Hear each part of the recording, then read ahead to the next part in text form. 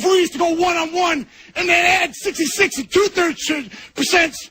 I got 141 and 2/3 chance of winning at sacrifice. See, Joe, the numbers don't lie. If you've been keeping up with my good friend Perch over at Comics by Perch, he's been doing a lot of numbers-based analysis videos. And, here on the channel, we've kind of leaned into the stuff like the things that the comic industry can learn as far as don'ts.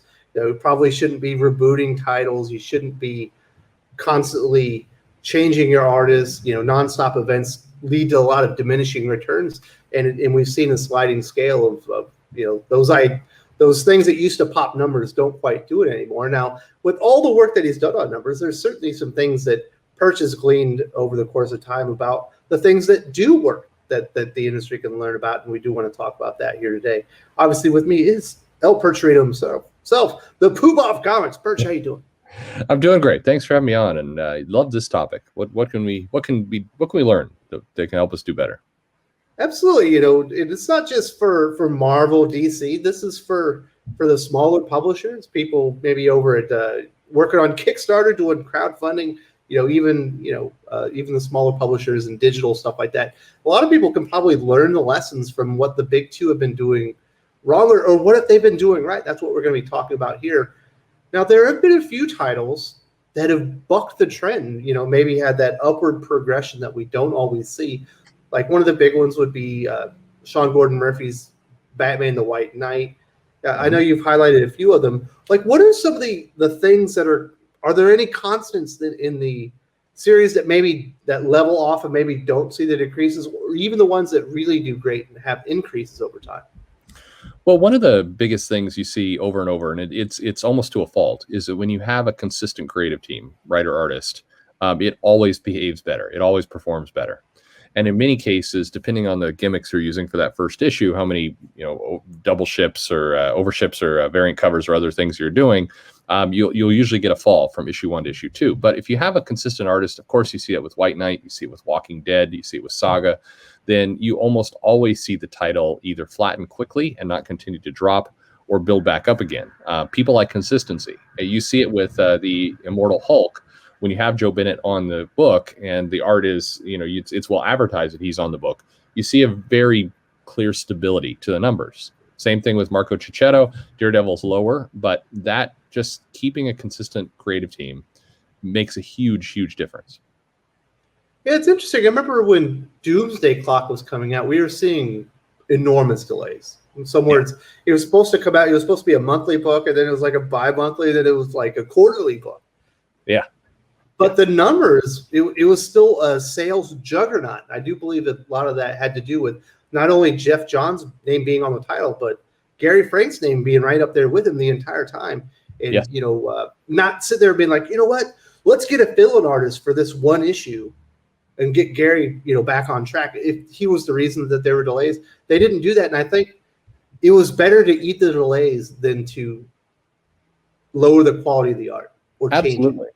No, absolutely. And you can see the same thing with the first Civil War, which also had big delays. You've seen it. I mean, Three Jokers was a much delayed project. And when it finally came out, that's a bit of a cheat because it's only 3 issues. But generally, when you keep the art team on, even if there's a delay, the delay hurts it far less than shifting the art team around. If you look at books like AVX and you look at, you have Secret Empire and titles like that, where they did have a number of different artists that came in and played in that event, you see an impact. Actually, when they start switching the art around, you'll see that. But for ongoing series as well, I mean, one of the interesting pictures is SpiderMan, the current run by Nick Spencer. You'll see some momentum start to pick up when you have a consistent artist on the book for a length of time, and then they start rapidly moving the artist around. Every other issue, you're seeing them change, and you see a definite impact to the numbers every single time. Same thing you saw with Venom. Anytime you get a consistent art team and you shift away from it, it hurts. So, keep it consistent. And the funny part is, even if you just plan and you do 6-issue arcs at a time, because the artist can't keep up with a monthly schedule forever, just a little bit of foreplanning goes a long way. And because readers will go for consistent artists with arcs, but when you're shuffling them around issue by issue, it's a terrible decision. I'm having the exact same problem with Amazing Spider-Man. when it was Ryan Otley all the way up until kind of the last few issues before Last Remains. Last Remains essentially had the same art team, but now it feels like every issue there's a different artist, and it changes the tone of the story, and I'm losing my interest in Amazing Spider-Man again. Yeah, I think you can go across the board to any book that had it. I think as much as I do think Tom King's storyline hurt Batman, I think the shuffling art team hurt it at past issue 50 an equal amount. And I know it's popular to say that Tom King is the reason why, and I think his storyline clearly didn't hit with readers, but they were also every couple issues changing the artist for a while, and that doesn't help. That's a great. There were issues where Jorge Fornes was illustrating half of it, and Michael Yannon was illustrating the other half. The two styles couldn't be more different. Like, they did not meld very well, and it made me think as a reader that one story was either happening in a completely different timeline, or maybe even a different multiverse. Because we did have like Flashpoint Batman in there. It was causing some confusion as far as timelines, and then adding two different artists on it made it even more confusing. And by the end, I was like, so it all happened at the same time? I was like, what was the point? Absolutely. And I think here's where you don't have to go get the superstar amazing artist everybody knows. The Walking Dead with Allred did an amazing job. In sales. It grew and grew and grew. Now, he's a great artist, but he was an unknown artist when he came into this. I mean, or at least not a household name. And you don't, if it's sticking with something, maybe if you don't have Jim Lee, pick somebody that is a solid artist who may not have the biggest name, and just consistency. You see it.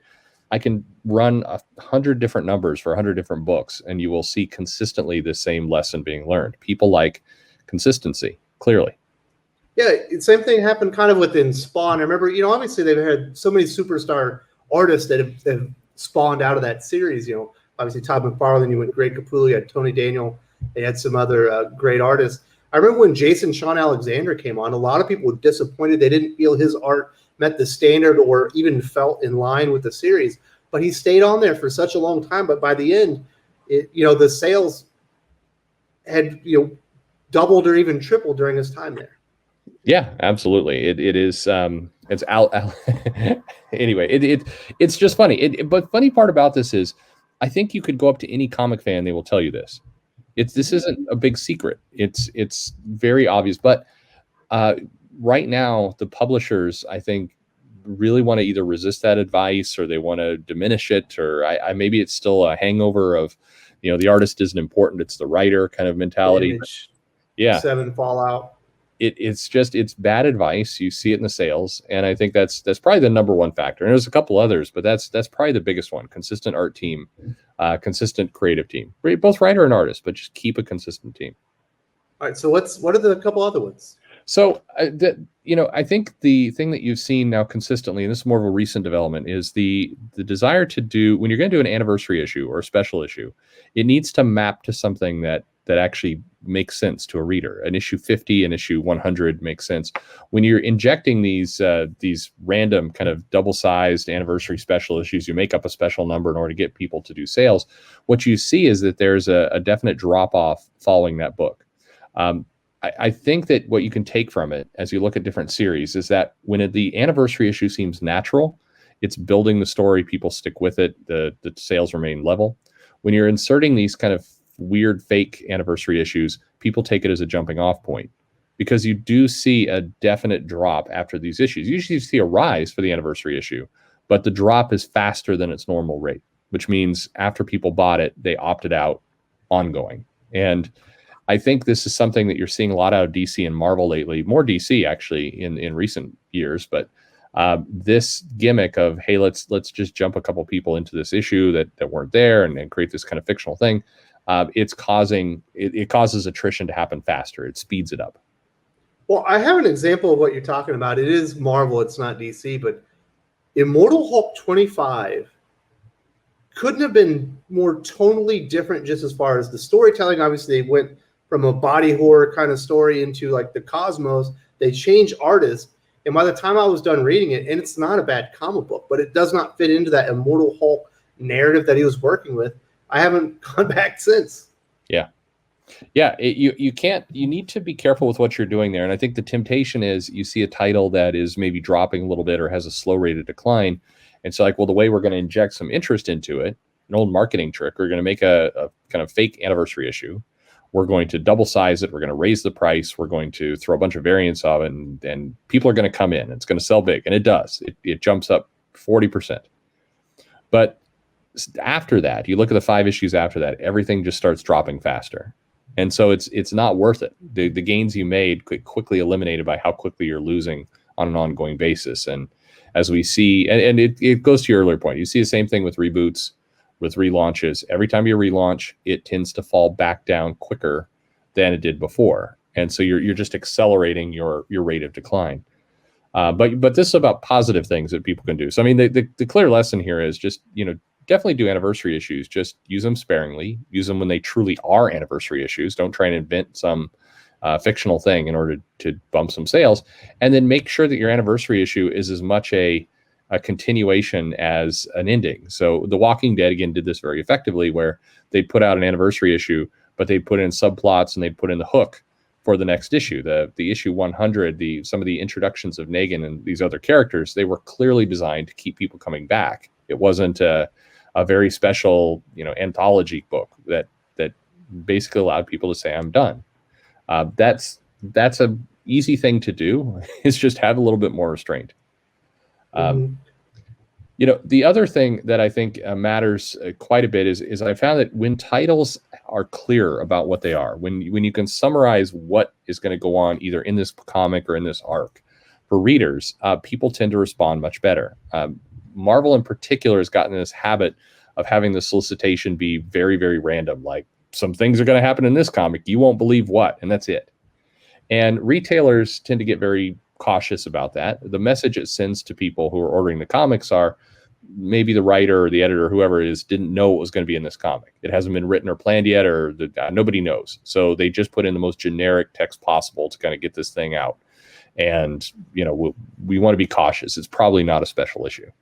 If you're clear about what's coming, and you saw this with Saga, which has taken these big delays at times between arcs, if you're clear about kind of what you're going to get in this story, readers, no big surprise. They like to know what they're going to get. So if you can hand that to them, it's going to work out better for them. So basically, you just have to have a clear picture of where you're going. If you're not ready, for a double-sized milestone issue, it can just be a regular milestone.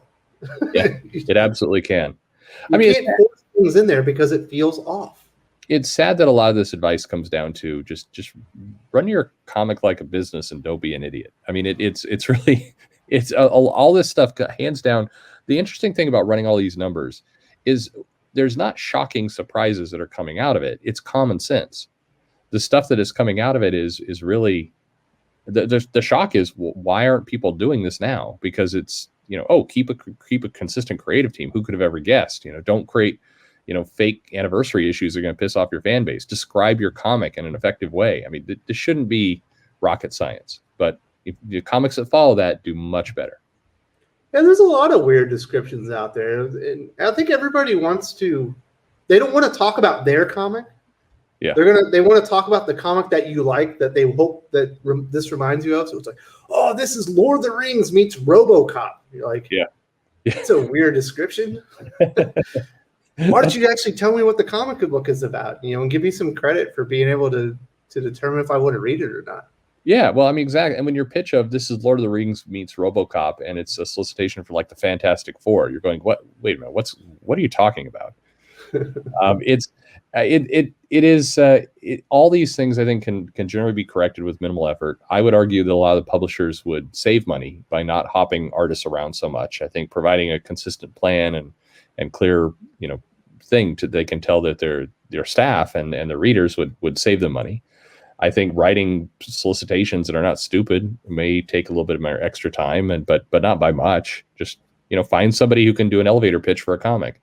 And in terms of the anniversary stuff, just, it's tempting to get that immediate bump. And that's exactly what happens. It gets a short-term bump. People walk around the office, look, we sold. Maybe they throw a couple overships in there as well so they can say the number's even higher. But it's very short-term thinking. it never pays out long term. And actually, it's not even long term. Within 3 months, you can see the impact of these decisions. Well, it's kind of, if you're an editor, you're sitting there and you're like, hey, we're on issue 16.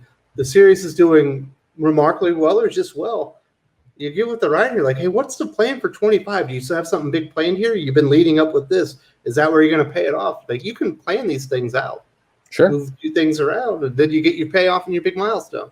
Exactly. It just takes proper planning and discipline. And unfortunately, sometimes that's in short supply. But if you can look at sales from the 90s all the way up to today, you can look at lots of different comics, and it's very basic business fundamental things help.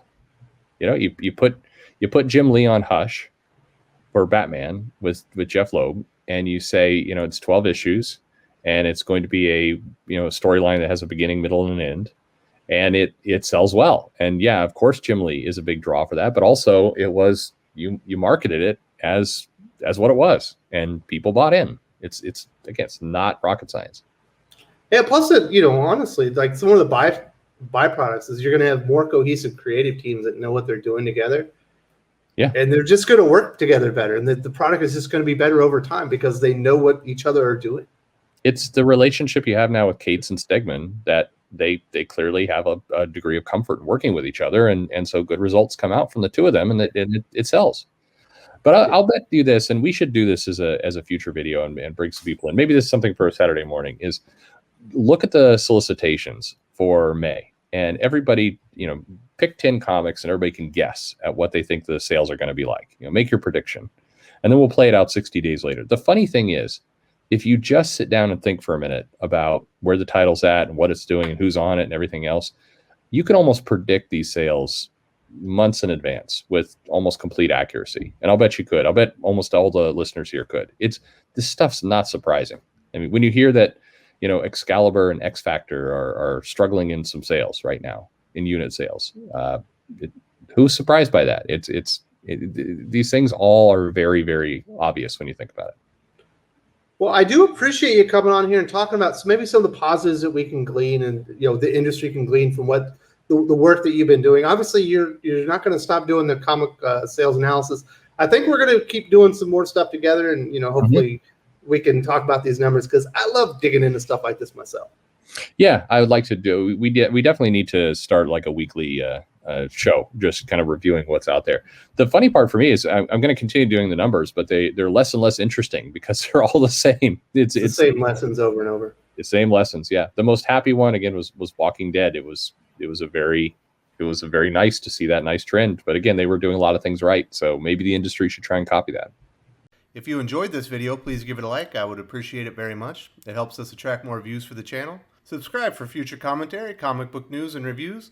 And don't forget to ring the bell for notifications. If you want to talk comics, movies, and much, much more, you can follow me on Twitter at Wes_from_TC. With that, Salamat Po, and I'm out.